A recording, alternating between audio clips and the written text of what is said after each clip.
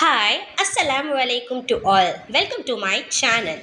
இன்றைக்கி நம்ம என்ன பார்க்க போகிறோம் பார்த்திங்க அப்படின்னா ஆகஸ்ட் 1 அன்னைக்கு நம்ம சங்கர் சார் ஒரு 12 மினிட்ஸ் ஒரு ஆடியோ கொடுத்துருக்காங்க. அந்த ஆடியோவில் சார் எந்த அளவுக்கு முக்கியமான விஷயங்களை ஷேர் பண்ணியிருக்காங்க அப்படிங்கிறத பற்றிய ஒரு ஷார்ட் அண்ட் ஸ்வீட்டான வீடியோவை தான் இப்போ நம்ம பார்க்க போகிறோம். வாங்க வீடியோக்குள்ளே போகலாம். ப்ரமோஷன் டீமில் 1.5 lakhs மெம்பர்ஸை அடைய நேரமாகுது.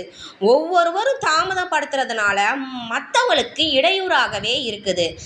அதனால் சேஞ்ச் ஒப்பீனியன் அப்படிங்கிற ஆப்ஷன் நேற்று இரவே முடிஞ்சிருச்சு. பிளாக் அண்ட் சஸ்பெண்டட் பர்சன்ஸ்க்கான காரணம் என்ன அப்படிங்கிறத நேற்றே சார் ஆடியோவில் தெளிவாக குறிப்பிட்டிருக்காங்க. கேட்கல அப்படின்னா இப்போவே போய் நோட்டீஸ் போர்டில் கேளுங்க, ரொம்பவுமே முக்கியம். நிறைய நபர்கள் 2க்கு மேலே அந்த ஆப்ஷனை உபயோகித்து விட்டு இல்லை நான் அந்த ஆப்ஷனே நான் செலக்ட் பண்ணல அப்படின்னு சாதிக்கிறது ரொம்பவுமே தப்பான விஷயம். இல்லை நான் செஞ்சேன் அப்படின்னு ஒத்துக்கிறது தான் நல்ல ஒரு குணம் அப்படின்னு சார் சொல்லியிருக்காங்க.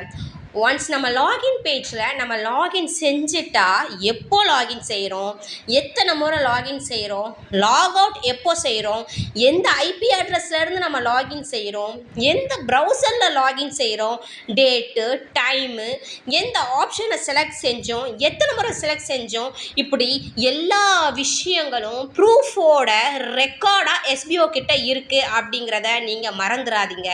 சேல்ஸ் டீம் இல்லைனா ப்ரமோஷன் டீம் இது 2 செலக்ட் செஞ்சால் 2 முறை சேஞ்ச் ஒப்பீனியனுக்கான வாய்ப்பு கொடுக்கப்பட்டிருக்கு. 3வது முறை நீங்கள் மீண்டும் போய் சேஞ்ச் ஒப்பீனியனை நீங்கள் கிளிக் செஞ்சீங்க அப்படின்னா 404 எரர் கண்டிப்பாக வரும். ரீஃபண்ட் ஆப்ஷனை செலக்ட் செஞ்சிட்டிங்கன்னா ஐடி உடனே சஸ்பெண்ட் செய்யப்படும். இதுதான் அதில் இருக்கக்கூடிய ஒரு விஷயம்.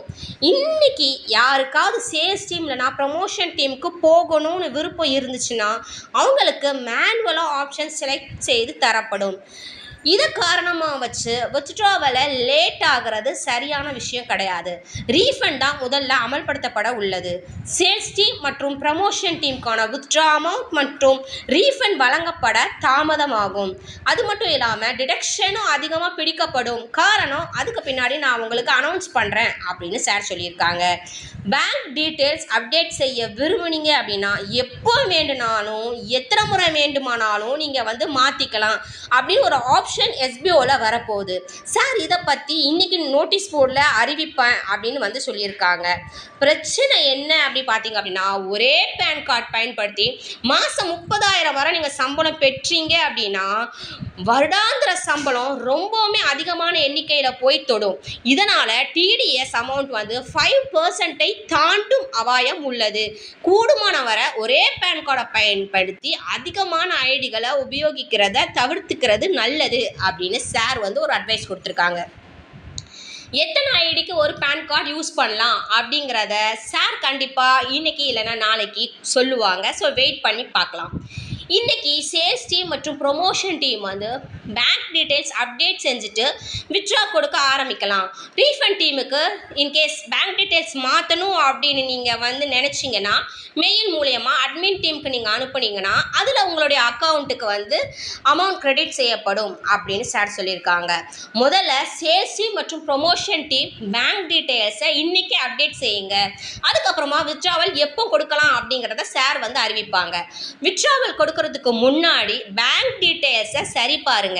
வித்ட்ராவல் கொடுக்கும்போது எந்த பேங்க் டீட்டெயில்ஸ் அதில் இருக்குதோ அதுக்கு தான் அமௌண்ட் கிரெடிட் ஆகும். நீங்கள் தவறு செஞ்சிட்டிங்கன்னா அதுக்கு பின்னாடி மாற்றவே முடியாது. பேங்க் டீட்டெயில்ஸ் அப்டேட் இன்னைக்கு மாலை வரை நடக்கும் அப்படின்னு சார் சொல்லியிருந்தாங்க. இன்னும் நடந்துட்டு தான் இருக்குது. பின்னாடி வித்ட்ராவல் ஆப்ஷனை கொடுக்கறதுக்கான ஒரு ஆடியோ கண்டிப்பாக சார் கொடுப்பாங்க. நோட்டீஸ் போர்டை ஃபாலோ பண்ணுங்கள்.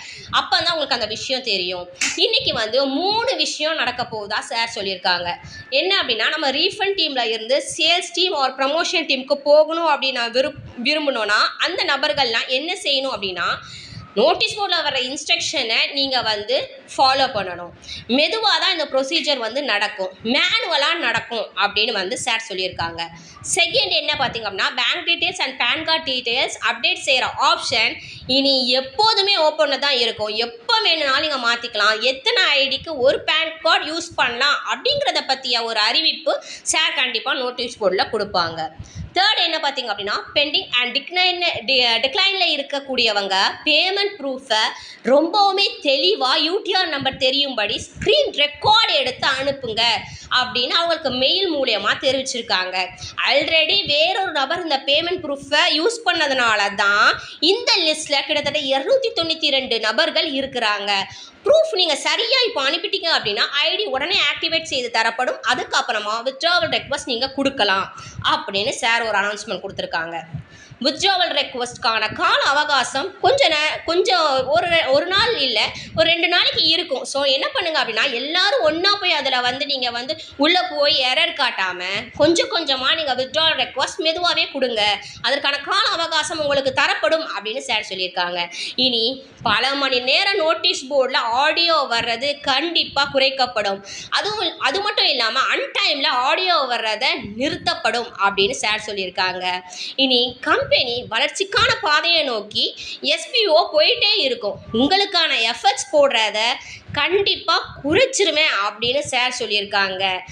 வாய்ப்புகள் கொடுக்கப்படும் போதெல்லாம் தவறு செஞ்சுக்கிட்டே இருந்தால் அதுக்கு எப்படி எஸ்பிஓ பொறுப்பாகும்? அது கண்டிப்பாக எஸ்பிஓ பொறுப்பே ஆகாது.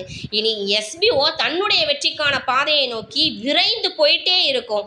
நம்மளும் அதை பின்தொடர்வோம். முடியாதவங்க மெதுவாக வாங்க, எல்லாம் இனி நம்ம கையில் தான் இருக்குது. நோட்டீஸ் போர்டை பின்பற்ற தவறினால் பாதிப்பு நமக்கே அப்படிங்கிறத புரிஞ்சு செயல்படுங்க. இதுதான் அன்னைக்கு கொடுத்த சாருடைய ஆடியோவுடைய டீட்டெயிலான எக்ஸ்ப்ளனேஷன். மேலும் நிறைய விஷயங்களை சார் அந்த ஆடியோவில் தெரிவிச்சிருக்காங்க. நீங்கள் நேரடியாக போய் நீங்கள் அந்த ஆடியோ கேட்டால் மட்டும்தான் அவங்க நம்மக்கிட்ட என்ன கன்வே பண்ணுறாங்க அப்படிங்கிறத நம்மளால் புரிஞ்சுக்க முடியும். ஸோ நோட்டீஸ் போர்டை போய் கண்டிப்பாக பாருங்கள். இந்த வீடியோ உங்களுக்கு கண்டிப்பாக யூஸ்ஃபுல்லாக இருந்திருக்கும் அப்படின்னு நான் நம்புகிறேன்.